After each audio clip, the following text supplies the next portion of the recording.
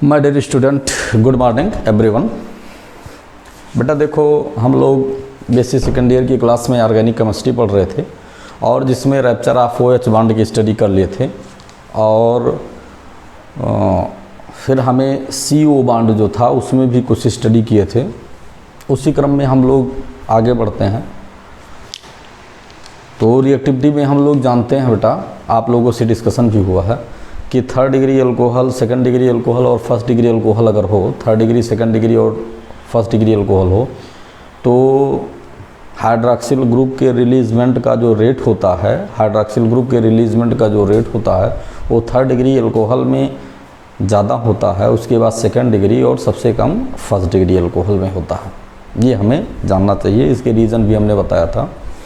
और same as जो है रिएक्टिविटी अगर हम देखते हैं तो हाइड्रोजन आयोडाइड की रिएक्टिविटी ज़्यादा होती है, उसके बाद फिर हाइड्रोजन ब्रोमाइड की, फिर हाइड्रोजन क्लोराइड की। ये दोनों हमने आपको बताया था, पहले ही लेक्चर में बताया है। आप देखना है यहाँ पर कि हाइड्रोजन हैलाइड से अगर रिएक्शन करता है अल्कोहल तो किस तरह के प्रोडक्ट को देता है। देखिएगा, जो है रिएक्शन विद हाइड्रोजन हैलाइड, हम लोग क्या लिखते हैं, reaction with hydrogen halide.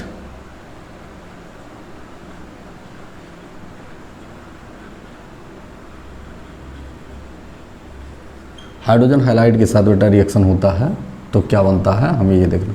Hydrogen halide means HX के साथ हाइड्रोजन हैलाइड, और इसके साथ साथ जो है हमें जो गेन करना बेटा, ये हाइलो डेरिवेटिव हम इकट्ठे लिख देते हैं। हमें हाइलो डेरिवेटिव,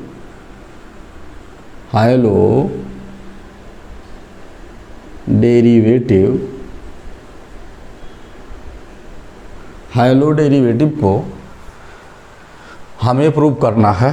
तो अल्कोहल से अगर हम हाइलो डेरिवेटिव पर बेटा बात करते हैं तो हमें मिलता क्या है, देखिएगा कि जैसे मान लिया जाए कि हम लोग अल्कोहल को ले लिए, जैसे हम लोग बेटा क्या ले लिए, अल्कोहल को ले लिए, क्या ले लिए, अल्कोहल को हम लोग ले लिए। और अल्कोहल में हमें देखना क्या है कि ये हमारा अल्कोहल है, ओनली अल्कोहल, अल्कोहल हमारा ये है। अब यहाँ पर हम क्या देखते हैं बेटा, यहाँ पर सपोज दैट हमने क्या लिया, जो है CH3 और CH2 OH को ले लिया, ये ले लिया हमने, CH3 CH2 OH को ले लिया। उसके बाद फिर हम क्या करते हैं, दूसरे में हम लोग डिस्कशन क्या करते हैं, दूसरा अल्कोहल बेटा हमने क्या ले लिया, यहाँ पर जो है CH3 और CH3 OH को ले लिया। और तीसरे में हमने बेटा क्या ले लिया, ये देखिए तीन अलग अलग अल्कोहल को हम लोग ले रहे हैं, तीन अलग अलग अल्कोहल को हम ले रहे हैं ये। तो इसमें हमें CH3, ध्यान दीजिएगा, CH3 और यहाँ पर हम OH ले लिए। रेट ऑफ रिएक्शन बेस्ड हम बता रहे हैं। अब इन सब का हम लोग क्या देखें, यहाँ पर बेटा हमारा ये है first degree alcohol, first degree alcohol जिसको एथिल अल्कोहल बोलते हैं, एथिल अल्कोहल माने फर्स्ट डिग्री अल्कोहल, इसको हम बोलते हैं, इसको हम क्या बोलते हैं, आइसोप्रोपिल अल्कोहल, आइसोप्रोपिल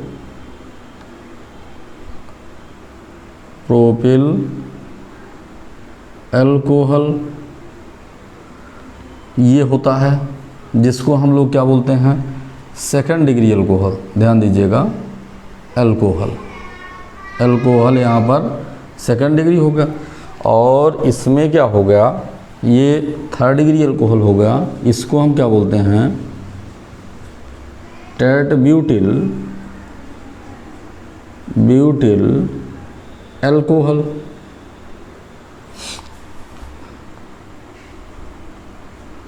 जिसको हम बोलते हैं क्या, थर्ड डिग्री एल्कोहल, एल्कोहल। ये तीनों हम देखते हैं बेटा। आगे हमें मिलता क्या है कि अब इन सबका हम रिएक्शन कराते हैं। रिएक्टिंग स्पीशीज हम इतना लेते हैं, देखिएगा कि जैसे ध्यान दीजिएगा ये, तो यहाँ पर हम लोग क्या किए, यहाँ पर हम लेते क्या हैं, जैसे हम HCl लें या HBr लें या HI लें, इन तीनों में से चाहे जो लें, देखना है इसमें से चाहे जो हम लेते हैं, HI लेते हैं या P, यहाँ पर देखते हैं जो है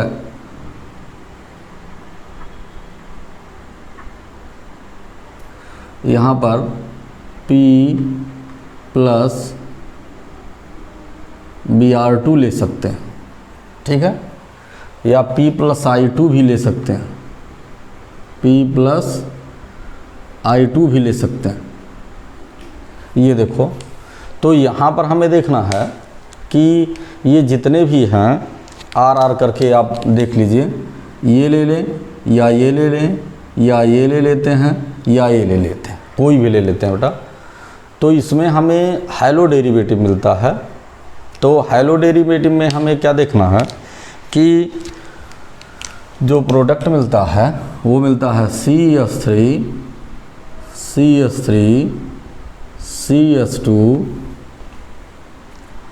और फिर यहाँ पर हमें क्या मिलता है, यहाँ पर हम चाहे Cl को लिखते हैं, चाहे हम क्या लिखें, चाहे हम Br को लिखें, चाहे हम क्या लिखें, चाहे हम बेटा I को लिखें, इन तीनों में से चाहे जिसको हम ले लें, तो हमें इन्हीं प्रोडक्ट को मिलना है। ये ध्यान रखना है हमें, Cl Br या I कोई भी प्रोडक्ट मिलेगा। सेम एज क्या होगा, इसी सेम रिएजेंट के प्रेजेंस में अगर हम लेते हैं तो यहाँ पर भी, और यहाँ पर हमें मिला क्या, यहाँ पर H2O बाहर निकल गया, देखते हैं या हाँ देखिए ये होगा। सेम एज यहाँ पर भी हम क्या देखते हैं, यही यहाँ भी रिजल्ट आता है, CH3 रिएजेंट वही है, ये ध्यान रखना है, और फिर CH, और फिर यहाँ पर हमें मिलता है CH3, और फिर यहाँ पर हमें मिलता है, चाहे हम Cl लें, चाहे हम Br लें, चाहे हम I लें, प्रोडक्ट हाइलो प्रोडक्ट मिल जाता है। और प्लस यहाँ पर क्या मिलता है, H2O मॉलिक्यूल यहाँ से भी रिलीज़ हो जाता है। ऐसे ही सेम एज इसी रिएजेंट को फिर हम यहाँ लेते हैं, तो ये भी हमें न्यूक्लियोफिलिक सब्स्टिट्यूशन रिएक्शन है, तो ये भी हमें यही देता है, ध्यान दीजिएगा, CH3 ये, और ये Cl हो गया या Br हो गया या I हो गया, और प्लस ये H2O निकल गया। ये इसका मतलब क्या हुआ, जो है इन सबको हम लोग एक नाम से जानेंगे, हाइलो डेरिवेटिव। ये आपके क्या मिले, हाइलो डेरिवेटिव, हाइलो डेरिवेटिव आपको मिल रहे हैं। यहाँ पर आपको क्या मिला, फर्स्ट डिग्री हाइलो डेरिवेटिव। क्यों लिख रहे हैं, चूँकि ये ethyl chloride, ethyl bromide, ethyl iodide चाहे जो लिखिए, इसलिए हाइलो डेरिवेटिव हमने लिख दिया। यहाँ पर आप क्या है, सेकेंड डिग्री हाइलो डेरिवेटिव हमें मिल गया, डेरिवेटिव। और ऐसे ही बेटा यहाँ पर third degree high low derivative मिल गया।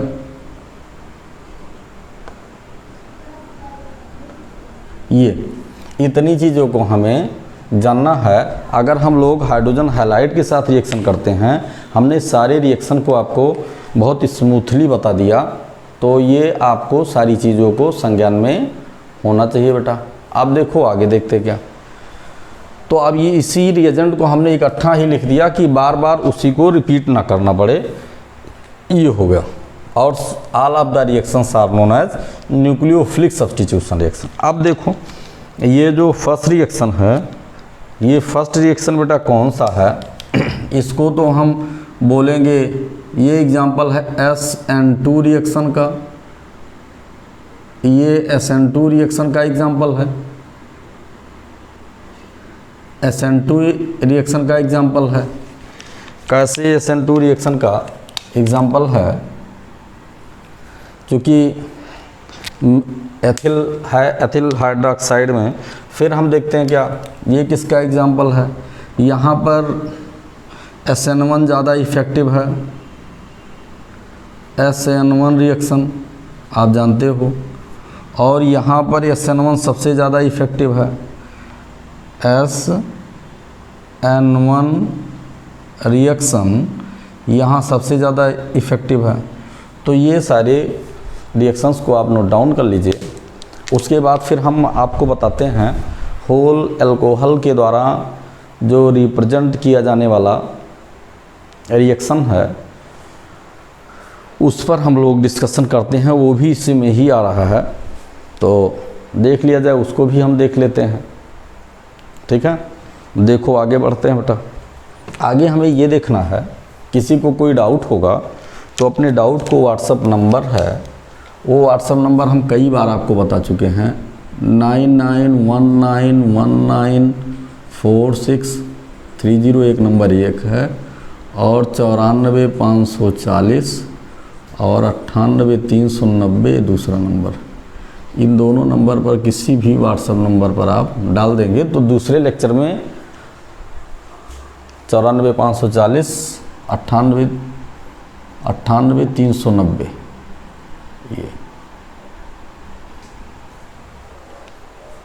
ये दोनों नंबर हैं, दोनों व्हाट्सएप नंबर बेटा। अब देखो आगे बढ़ते हैं इस रिएक्शन के विषय में देखा जाए।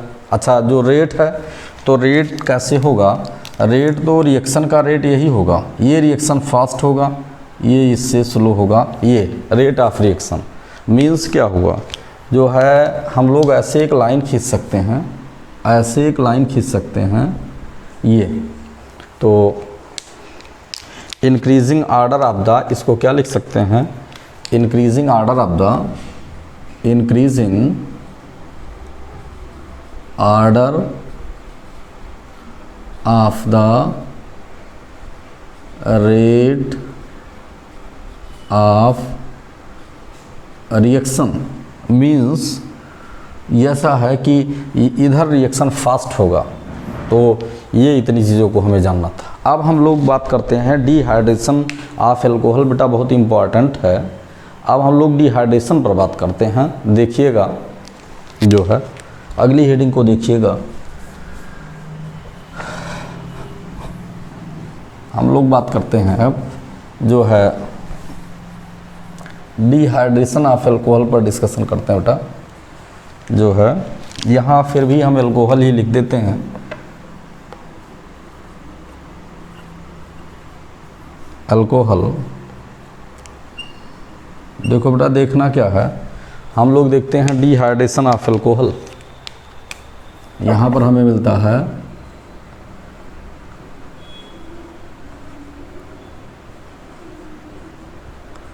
Dehydration of alcohol.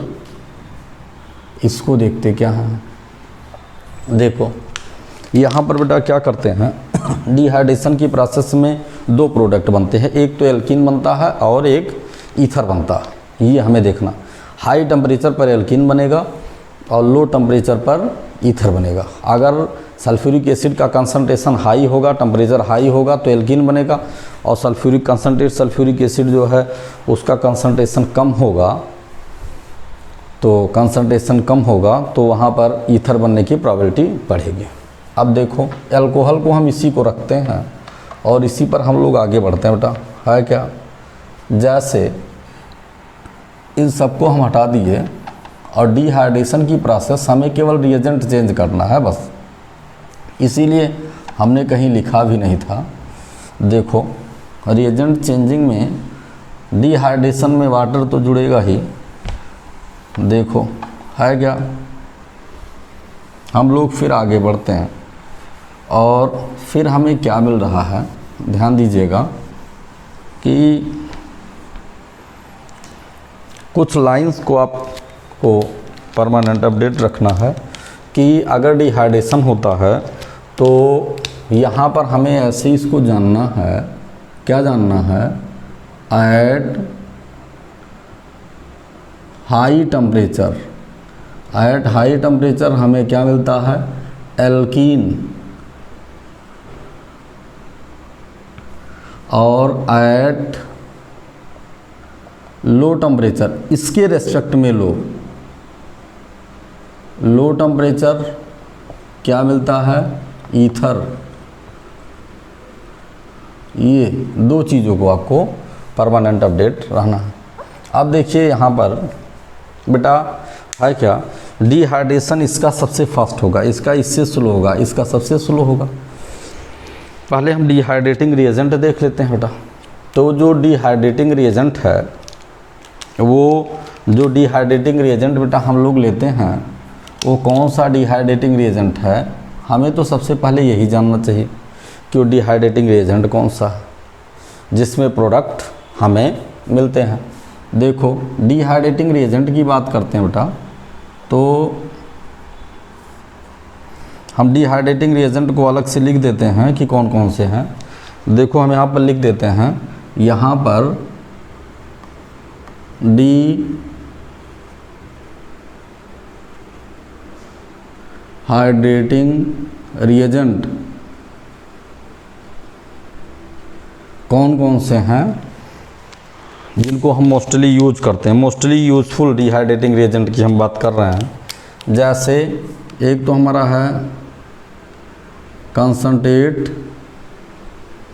H2SO4, दूसरा क्या है H3PO4, तीसरा क्या है Al2O3।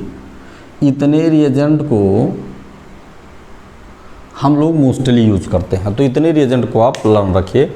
ये हमारे डिहाइड्रेटिंग रिएजेंट हैं। इन डिहाइड्रेटिंग रिएजेंट को हमें लर्न रखना है।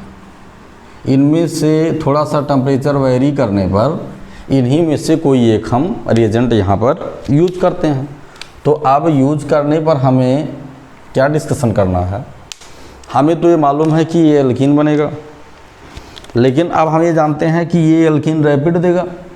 तो जब रैपिड एल्कीन दे, इसकी रिएक्टिविटी ज़्यादा है, तो यहाँ कम कंसंट्रेशन का सल्फ्यूरिक एसिड लेना पड़ेगा, अमाउंट ऑफ सल्फ्यूरिक एसिड कम लेना पड़ेगा। यहाँ अमाउंट ऑफ सल्फ्यूरिक एसिड जो होगा, जैसे यहाँ परसेंटेज कम लेना पड़ेगा, यहाँ इससे ज़्यादा, यहाँ सबसे ज़्यादा लेना पड़ेगा, पहली लाइन। दूसरी लाइन क्या, यहाँ टेम्परेचर कम लगाना पड़ेगा, यहाँ इससे ज़्यादा, यहाँ सबसे ज़्यादा लगाना पड़ेगा। चूँकि इसका डिहाइड्रेशन, फर्स्ट डिग्री अल्कोहल का डिहाइड्रेशन डिफ़िकल्ट होता है in comparison to second degree, और सेकेंड डिग्री का थोड़ा सा डिफ़िकल्ट होता है in comparison to third degree. तो रेट ऑफ डिहाइड्रेशन हमें जानना है क्या है, जैसे हम ऐसे जानते हैं, ऐसे हमने लिख दिया थर्ड डिग्री और फिर हमने क्या लिख दिया सेकेंड डिग्री, और फिर हमने क्या लिख दिया फर्स्ट डिग्री। और ये क्या है, ये है इंक्रीजिंग आर्डर, क्या जो है, ये है जो है increasing order of the dehydration of alcohol, increasing order of the dehydration of the alcohol, ये है इंक्रीजिंग आर्डर है, ठीक है। तो अब यहाँ पर हम लोग देखते क्या हैं बेटा, यहाँ हम ये देखते हैं, मान लीजिए कि सल्फ्यूरिक एसिड को हम लेते हैं, कंसनट्रेट सल्फ्यूरिक एसिड को यहाँ पर हमने लिया, क्या लिया, कंसनट्रेट H2SO4 को लिया, H2SO4 को, और ये 95% हमने लिया, कंसनट्रेट सल्फ्यूरिक एसिड को यहाँ 95% लिया। यहाँ पर कंसनट्रेट सल्फ्यूरिक एसिड को हमने लिया, कंसनट्रेट H2SO4 को लिया, और ये 60% को लिया हमने, और यहाँ पर भी हमने कंसनट्रेट H2SO4 को लिया,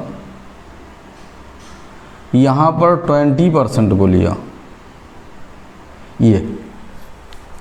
ये हमें देखना। अब बात रही टेम्परेचर की, यहाँ हाई टेम्परेचर लगेगा, तो यहाँ जो टेम्परेचर है बेटा वो 160 टू 170 डिग्री सेंटीग्रेड हमने टेम्परेचर को लिया, क्योंकि यहाँ पर इसका डिहाइड्रेशन जो है टफ था। यहाँ पर हमने जो टेम्परेचर लिया बेटा 140 डिग्री सेंटीग्रेड टेम्परेचर लिया, और यहाँ पर हमने टेम्परेचर जो लिया वो 90 डिग्री सेंटीग्रेड टेम्परेचर। इससे मालूम हो गया कि इसका डिहाइड्रेशन फास्ट होगा। ठीक है, अब हम देखते हैं क्या है, यहाँ पर हमें क्या मिला। अब डिहाइड्रेशन मीन्स वाटर मॉलिक्यूल का एलिमिनेशन ऑफ वाटर मॉलिक्यूल। यहाँ पर हमें मिला CH2 और डबल बॉन्ड CH2 और प्लस क्या हुआ H2O हुआ। यहाँ पर हमें क्या मिला, इसमें हमें मिला CH3 और उसके बाद C और फिर देखिए ये और C और डबल बॉन्ड CH2 और यहाँ पर H प्रोपीन मिल गया प्लस H2O। यहाँ पर हमें क्या मिला बेटा, यहाँ पर हमें मिला CH3 और C double bond CH2 CH3 और प्लस क्या मिला H2O मिल गया। इतनी चीज़ों को हम जानते हैं। तो हमें यहाँ पर क्या मिला, यहाँ पर हमें मिला ये जो है एल्कीन तो सभी हैं, एथिलीन मिल गया, एथिलीन मिल गया। यहाँ पर क्या हो गया, प्रोपीन मिल गया। यहाँ पर क्या मिल गया, ये हुआ 2-मेथिल प्रोपीन, 2-मेथिल प्रोपीन। ये इतने प्रोडक्ट्स हमें मिल गए। इसका मतलब ओवरऑल अगर डिहाइड्रेशन होता है अल्कोहल का, तो हाई टेम्परेचर पर डिहाइड्रेशन पर हमें क्या मिलता है, एल्कीन मिलता है। जो हमें जानना मस्ट है कि एल्कीन कैसे हमें प्राप्त हो रहा है। और रेट ऑफ डिहाइड्रेशन की अगर बात करते हैं तो ये इंक्रीजिंग आर्डर है। देखिए ये क्या है, इंक्रीजिंग, देखिए इंक्रीजिंग आर्डर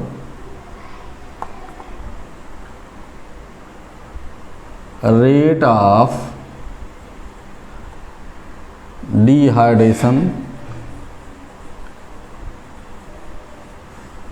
डिहाइड्रेशन, बस ये हो गया। कहीं आपको कोई डाउट नहीं होना चाहिए, तो इसको बेटा नोट कर लीजिए। उसके बाद फिर हम इसकी मैकेनिज्म बता देते हैं, एक मैकेनिज्म इसकी बता देते हैं, फिर हम लोग आगे बढ़ते हैं। मैकेनिज्म पढ़ने के बाद फिर हम लोग बेटा आगे बढ़ रहे हैं। देखो चलो लिख लो, लिखने के बाद तब फिर हम लोग फर्दर आगे कुछ बात करते हैं। चलो देखो मैकेनिज्म में हम देखते क्या हैं। मैकेनिज्म में हमें ये देखना है, देखो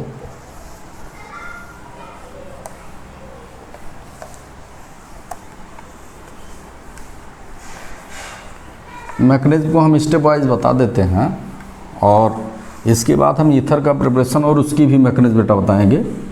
कहीं आप लोगों को कोई प्रॉब्लम नहीं होनी चाहिए। देखना क्या है, देखो जैसे हम लोग ये देखते हैं कि देखो हमें देखना है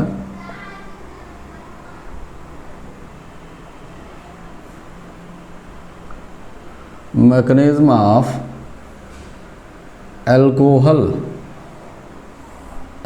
की मैकेनिज्म को देखो। तो यहाँ पर हमने क्या लिया है, ओवरऑल हमने कंसनट्रेट सल्फ्यूरिक एसिड लिया है और एल्कोहल को लिया है। तो पहले हम तुम्हें स्टेप वाइज बता देते हैं। तो देखना है the mechanism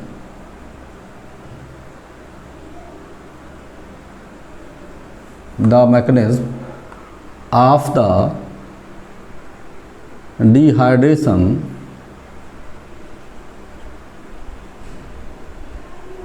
of alcohol are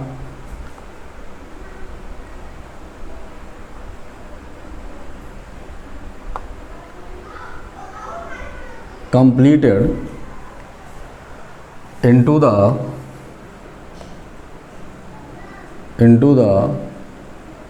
following steps। देखो क्या है इसमें हम लोग लिखते हैं जो है स्टेप फर्स्ट। फिलहाल आप लोग बीएससी सेकेंड ईयर में हो तो फर्स्ट स्टेप की कोई बहुत मीनिंग नहीं है, तो अंडरस्टूड होता है, लेकिन बहुत सारे कमज़ोर बच्चे भी होते हैं इसलिए उनके लिए हम बता दे रहे हैं। तो इसमें क्या है, स्टेप फर्स्ट में बेटा जो सल्फ्यूरिक एसिड है H2SO4 जो है ये डिसोसिएट हो जाता है, जो है H प्लस और प्लस HSO4 माइनस में डिसोसिएट हो जाता है। तो इसका मतलब क्या है, ये हमारा प्रोटॉन है और इसको हम बोलते हैं हाइड्रोजन सल्फेट। हाइड्रोजन सल्फेट सारी चीज़ों को आपको लर्न होना चाहिए। आगे हमने देखा क्या, अब यहाँ पर हमें प्रोटॉन है मिल रहा है, तो सबसे पहले अच्छा इसको इसलिए किए क्योंकि कैटालिस्ट पहले एक्शन लेता है, इसलिए सल्फ्यूरिक एसिड का डिसोसिएशन पहले होगा तो वो सरफेस पर जाकर अटैक करेगा रिएक्टेंट के।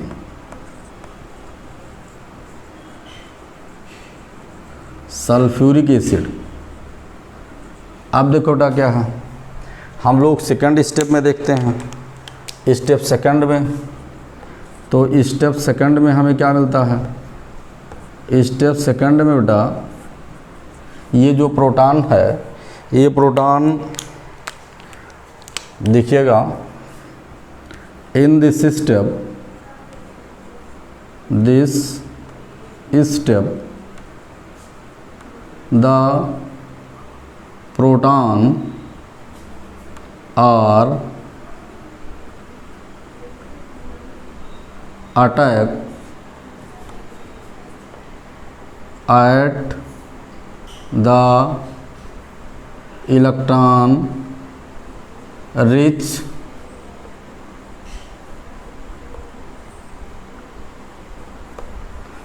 center of the alcohol molecule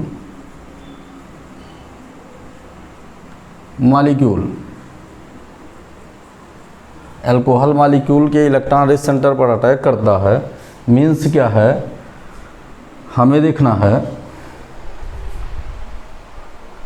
देखना है कि यहाँ पर हमने लिया CH3 और फिर CH2 फिर OH, यहाँ पर लोन पेयर इलेक्ट्रॉन है और ये फिर हमारा जो एसिड के द्वारा प्रोटॉन दिया जाता है वो हमने लिख दिया यहाँ पर H प्लस प्रोटॉन को लिख दिया कि मालूम हो this proton release by the acid. और फिर हम लोग आगे बढ़े बेटा, आगे बढ़ने पर क्या होता है, ये यहाँ आ गया और फिर हम लोग देखते क्या हैं CH3 और CH2, फिर हम OH और यहाँ पर lone pair electron plus charge और यहाँ पर हमने इस हाइड्रोजन को ऐड कर दिया। तो यहाँ पर प्रोटॉन ऐड होने पर इसको हम बोलते हैं जो है प्रोटोनेटेड एल्कोहल, प्रोटोनेटेड एल्कोहल, इसको प्रोटोनेटेड एल्कोहल बोलते हैं। और इसको हम इसको एल्कोहल बोलते हैं, ethyl alcohol, ethyl alcohol.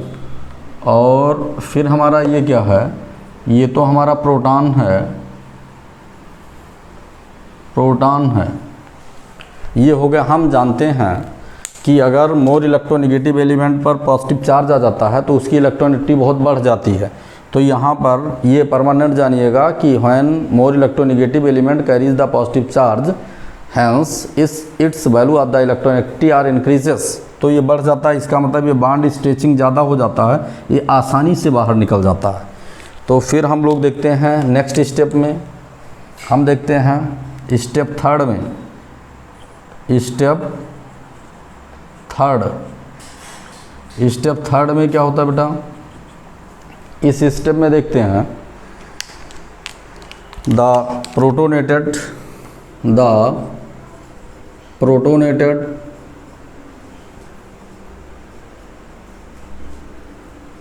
Alcohol are release the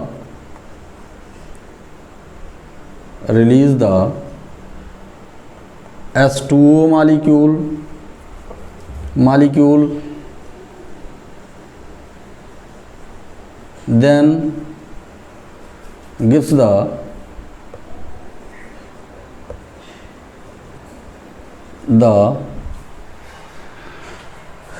first degree carbocation, first degree carbocation.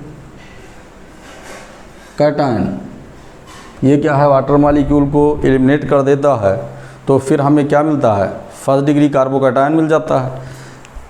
देखो कैसे, ये हो गया जैसे CH3 और फिर CH2 और फिर ये हमारा हो गया OH लोन पेयर प्लस। और फिर हम लोग देखते क्या हैं, यहाँ पर हमने हाइड्रोजन को लिख दिया, हाइड्रोजन को। और फिर हम लोग देखते हैं यहाँ पर ये, और due to the maximum bond pair attracting capacity of the oxygen atom, it attract the pair of electron, ये पेयर ऑफ इलेक्ट्रॉन को अट्रैक्ट कर लेता है। उसके बाद आगे हम लोग देखते क्या हैं, आगे बढ़े बेटा। आगे बढ़ने पर हमें मिलता है CH2, CH3 और CH2 प्लस H2O। ये हमारा है फर्स्ट डिग्री कार्बोकैटायन, ये मिल गया। आप देखो आगे बढ़ते क्या, लास्ट स्टेप में चलते हैं। इसलिए इतने स्टेप को पढ़ा रहे हैं, जो कमज़ोर बच्चे हों उनके भी समझ में आ जाए। लिख लीजिएगा, उसके बाद फिर हम आगे देखते हैं। देखिएगा आगे बेटा, हम देखते हैं आगे बढ़ने पर हमें क्या मिलता है। लास्ट स्टेप में देखो, इसको हम अल्फ़ा हाइड्रोजन बोलते हैं, इस कार्बन को अल्फ़ा कार्बन बोलते हैं। तो फिर हम लिखते हैं स्टेप 4, हम लोग पहुंचते हैं स्टेप फोर्थ में। फोर्थ स्टेप में क्या होता है, इसमें ये होता है कि in this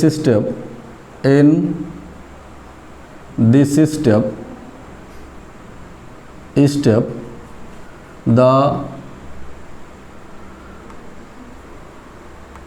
alpha proton are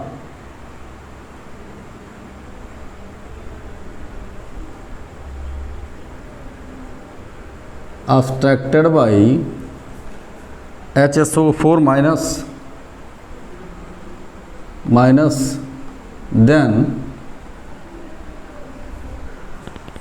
first degree carbocation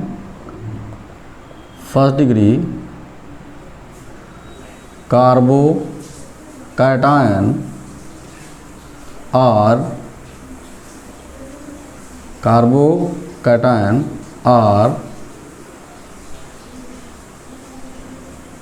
converted into the alkene, ये एल्कीन में कन्वर्ट हो जाता है। कैसे? देखो, हमने किया CH2, यहाँ पर लिखते हैं CH2, और ये हमारा प्रोटॉन है अल्फ़ा, और फिर यहाँ पर हमने क्या किया CH2 प्लस कर दिया, और होता क्या है, हमारे पास जो रिएजेंट है रिमेनिंग फर्स्ट स्टेप का बचा है HSO4 माइनस, ये बचा है, ये क्या करता है, ये इस प्रोटॉन को यहाँ से अपनी तरफ रिलीज कर लेता है, अब्स्ट्रैक्ट कर लेता है, और फिर ये बॉन्ड पेयर इलेक्ट्रॉन कहाँ हो जाता है, ये bond pair electron shifted towards the electron deficient centre, then we find CH2 double bond CH2 plus H2SO4, ये हमें मिल जाता है बेटा, H2SO4 ये हमें मिल जाता है, और यहाँ पर हम इसको बोलते हैं एल्कीन, और मैकेनिज्म कंप्लीट हो जाती है बेटा। तो ये सारे स्टेप को आप समझिएगा, और कहीं कोई प्रॉब्लम होगी तो पूछिएगा, क्योंकि हमने आपसे क्या बताया कि अगर कहीं किसी स्टेप में कोई प्रॉब्लम होगी तो आपको 9919194630 पर या 9454498390 पर आप व्हाट्सअप कर दीजिएगा लिखकर बेटा, आपको कोई परेशानी नहीं होगी। इसके बाद अब हम लोग आगे क्या पढ़ेंगे, जो है अल्कोहल की डिहाइड्रेशन से ईथर कैसे बनता है, और उसकी भी मैकेनिज्म तुम लोगों को बताएं, निश्चित बताएंगे। तो ठीक है, आज की क्लास यहाँ पर कंफर्म करते हैं बेटा, और thank you everyone for sincerely watching my video. लेकिन बेटा देखना क्या है कि लाइक, शेयर, कमेंट और सब्सक्राइब का रेट बढ़ाते रहिए, उतने अच्छे से मैकेनिज्म बताएंगे, मैकेनिज्म की हर लाइन आपको याद हो जाएगी। जितना अच्छा आप हमारा सपोर्ट करोगे उतना ही अच्छा हम आपका सपोर्ट करेंगे। इसलिए लाइक, शेयर, कमेंट और सब्सक्राइब में कोई भी कंजूसी ना करो, चूँकि फ्री में क्लास मिल रहा है तो इतना तो तुम लोगों का दायित्व तो बनता ही। ठीक है, ओके, थैंक यू एवरीबॉडी।